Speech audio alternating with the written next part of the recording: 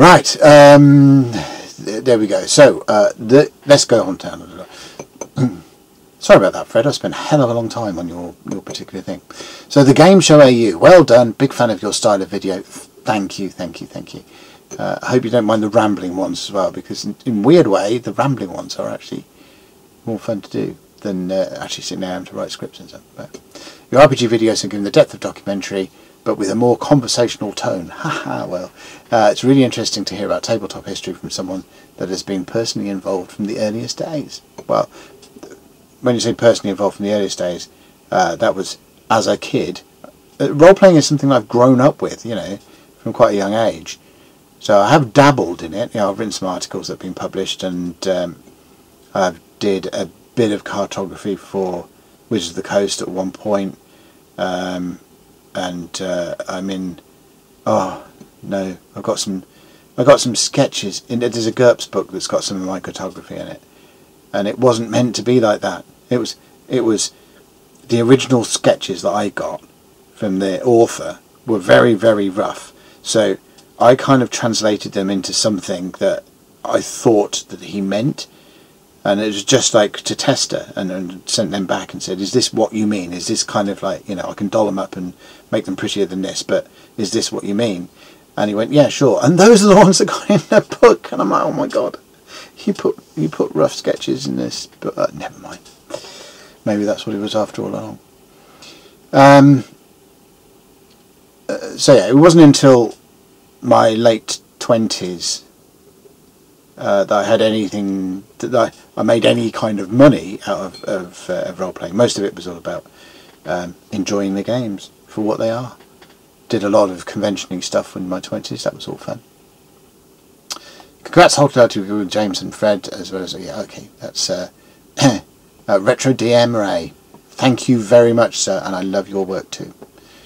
Congratulations, thanks for your content. I've learned a lot about old RPGs. That's the point, brilliant, yes. Learning, we're all learning. I respectfully request a future video about Thieves World. That is coming. Thieves World is one of my favourite things. The old Robert Asprin books, compilation books. A lot of different authors I got to know through those Thieves World books.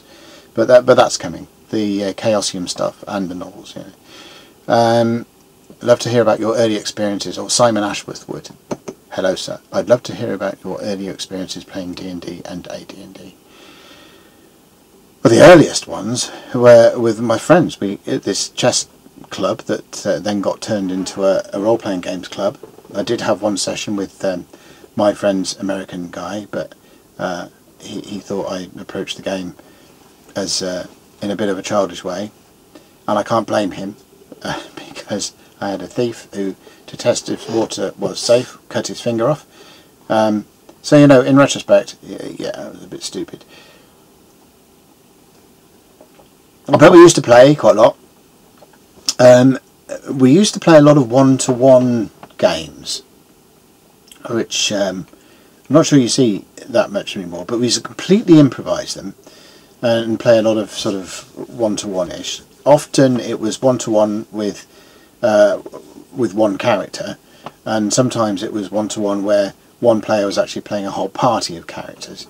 But either way, you know, they were fun things to go through. And then other ones were just with your mates.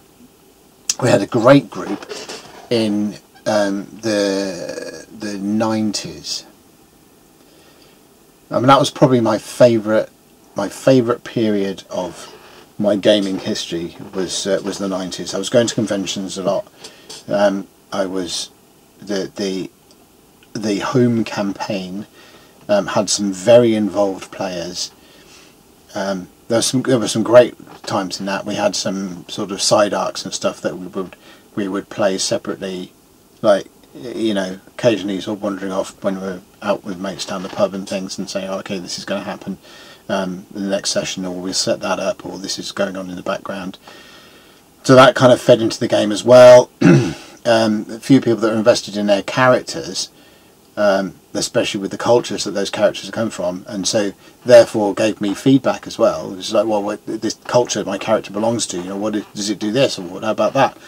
and through answering their questions or working with them, then a lot of the foundational stuff about the various cultures of my campaign world, they grew out of that. So the 90s I loved that period of gaming, and it was probably when I was most active as a musician as well.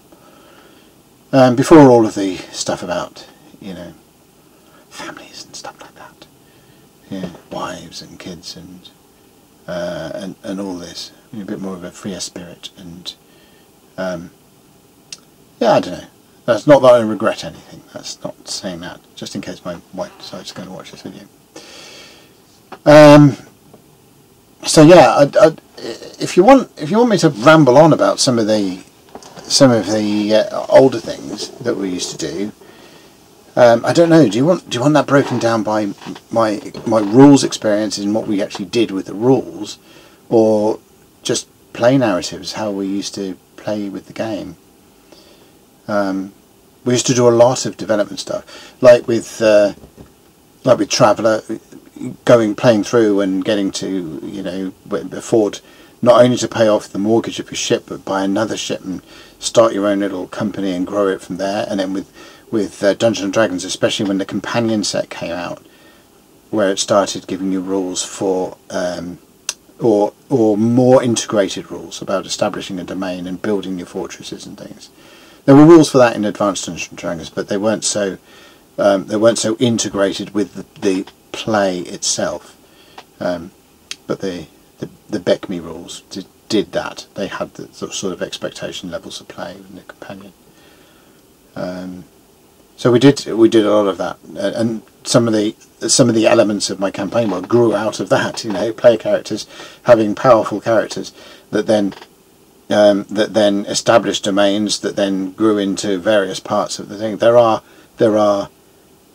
non-player characters that exist within the campaign world to this day that used to be player characters at one point. Well deserved, and congratulations. Thank you very much, Lenny Blade. James Newhouse, how about a Q&A session based on subscriber submitted questions? Now that's not a bad idea. So I might do that. Maybe we'll do that for 3,000. If I set it up now, because this 2,000 thing caught me by surprise. I was expecting the 2,000 at the growth rate, and looking at the nerdy stats, I was expecting that to be the mid to end of October, but then we actually hit 2,000 August-ish, and then there's been another 300 to 400 people on subscribe after that. I mean, I am astounded and eternally grateful for people that decide to subscribe to my little channel. It's hopefully it comes out. The things I do on the channel I love, whether you guys do or not. You might be only here for what I'm doing with Traveller, or you might be only here for what I'm doing with RuneQuest or Dungeons and Dragons, or maybe for some weird reason you like the music bits, or even my not videos. Everything I do here, I do because I enjoy it, and hopefully I can infect you with some of the passion I have for various things in this world of ours. Try and make my little corner of the world a bit brighter than it would have otherwise been, which is a large part of the reason why I don't want to just sit there going, oh, this company's evil and that game is bad. There's enough of that out there, and it's there's enough ill in the world without adding more to it. So yes, Jack Prutzman 821. This is a nice little exchange we had. This is The Alchemist by Blue Ulster Cult. So, okay, it's yeah.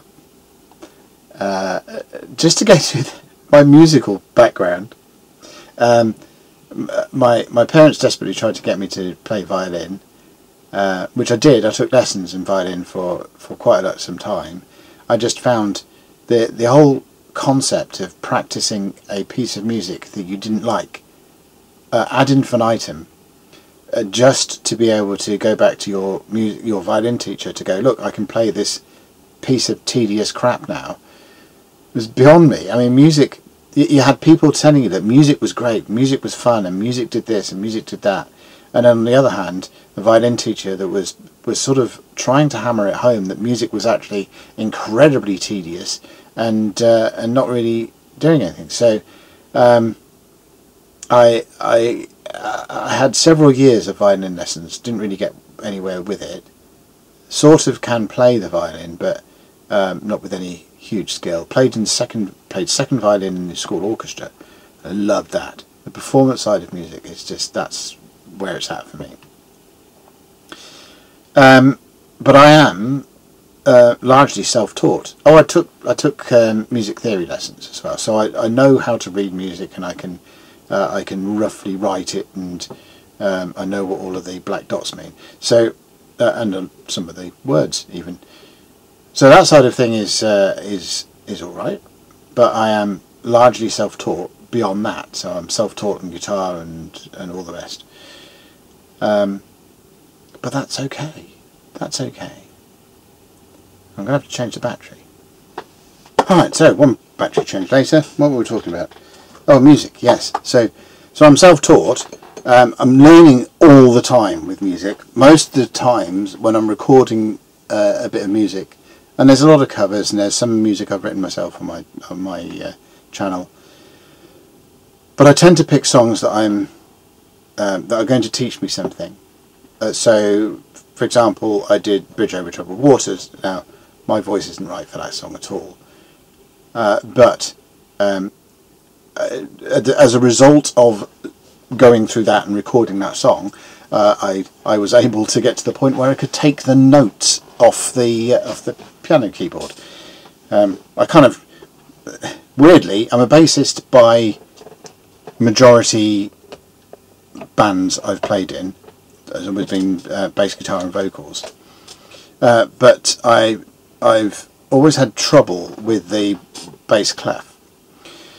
So in order to understand the bass clef music and read it properly, I had at one point bass clef notation on my keys, on my little keyboard piano here.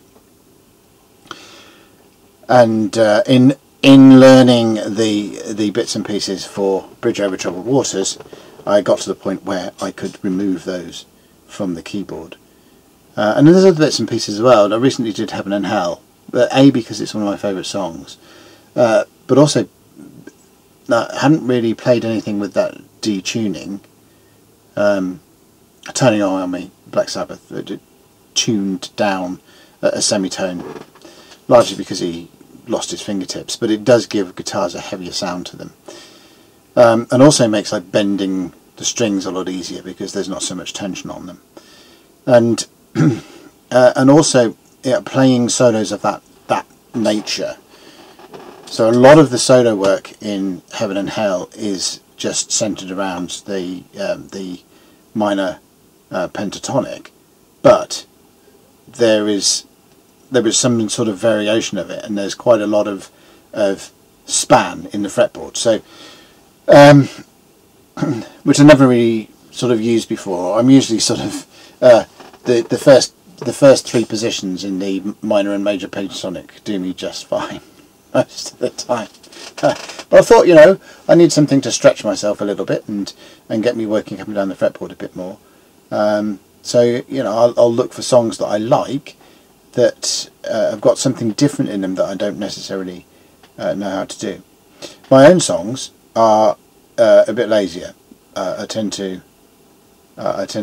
write songs that are not particularly complex in one way or another, and maybe one day. As a kid, I used to write songs as a kid, and then you go back and read some of the lyrics I wrote as a kid, and I thought, bloody hell. Hell was I on when I was a kid? But I don't know. Kind of enjoy the songwriting process, but recording. So there's a difference between recording a cover and recording a completely new song. Is that if you're recording a cover, you've got a framework to work to from the start. so you know how the song goes. You've already got all of that in place.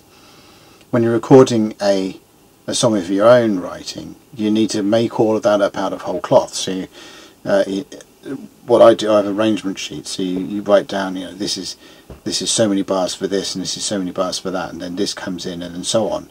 So there's a lot more heavy lifting before you start even plugging instruments in and playing them, in order to get them, the thing recorded. Writing, yeah, of course, I'll sit there with an acoustic and mess around with the chord progressions and things, but the actual recording of it, it's got to be very much more rigid and blocked out and so on. And that's a bit of a ball ache, but you have to go through that, otherwise you never get it done. But that's why there are more covers than there are originals. Is the cover versions are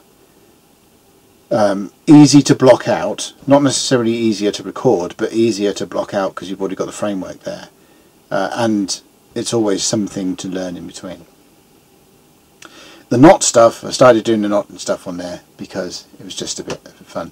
When we were talking about music, because of Jack Pruitt, I won't go on about the knots then. So he's going, okay, so Blue Oyster Cult, yeah, maybe. The Blue Oyster Cult are not really one of those bands on my radar, because I don't know really. I mean, I'm like most people. I know like 3 or 4 songs by them, one of which is Don't Fear the Reaper, and they're alright. I like that song well enough. I'm not quite sure why I've never actually really picked much else of them up. The bands I really love are, well, my favourites. Wild Hearts is one of my favourite bands. Motorhead. Now, sadly, all the originals are no longer with us. Judas Priest, they have a new album coming out. So some heavy metal, some punk, some country. I quite like the Brothers Osborne from a country point of view, and Willie Nelson. Some sort of rock stuff. Alice Cooper I like. Georgia Satellites I like. So there's I don't really glue myself to a genre and then say, oh, I like everything in that genre. So I can't say that I'm a heavy metal fan. I'm not. I'm a fan of particular bands. So I don't particularly know why Blue Oyster Cult I've never really picked up as a favourite band. Some bands I can pinpoint on. There's like Rush. I've never really liked Rush. And at school, people would sort of come, oh, you're a bassist, so you must like Rush, because Geddy Lee is this awesome bassist. Like, Geddy Lee is an awesome bassist. But I just never really quite liked the arrangements that they put together. They just sort of didn't...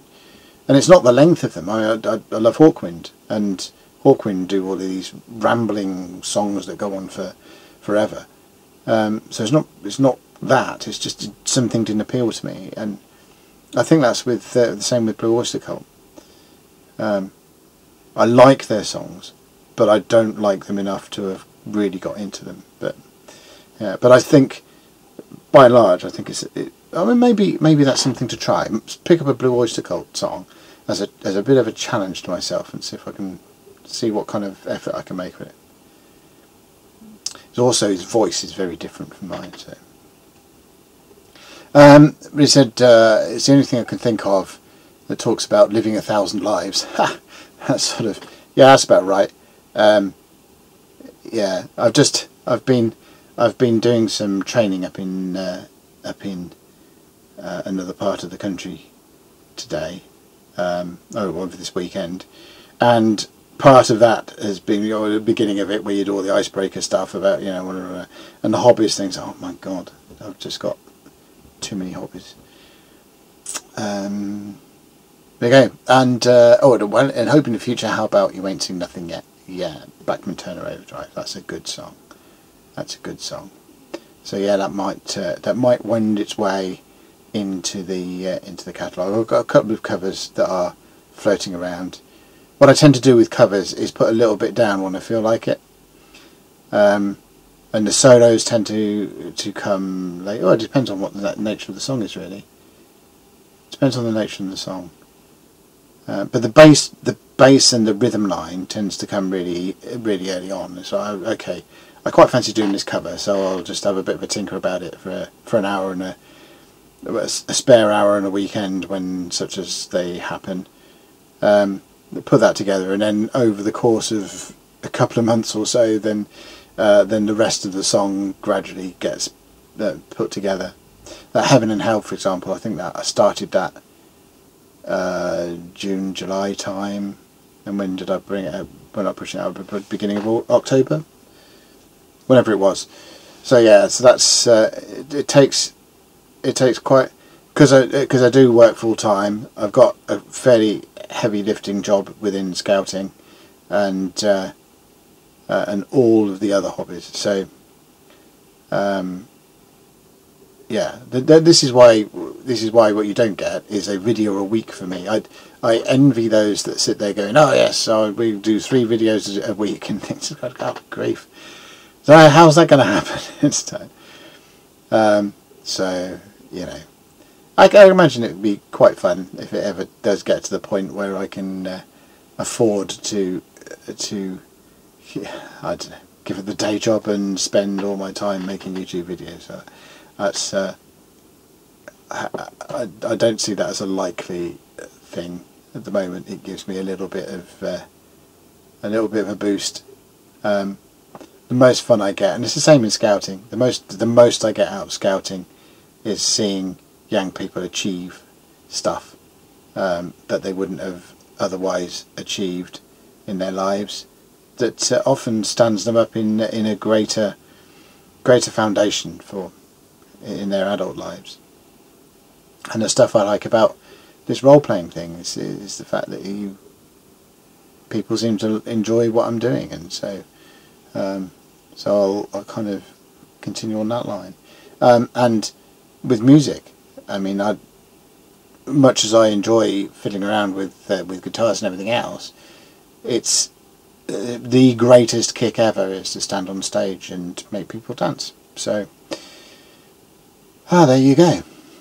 So yes, this has been a massive ramble. Hopefully it'll end up being a tad shorter when I ultimately edit it down. But we'll see. I've not lost track about how long it's been recording for. I'm pretty sure it's got darker outside in the time. So we'll see.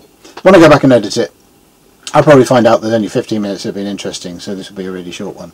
So I'm either going to say, well, I'll say both. I say apologies for the length. I hope you enjoyed it, or yeah. So that's my entire life and hobby and whatever summed up in about 5 minutes flat.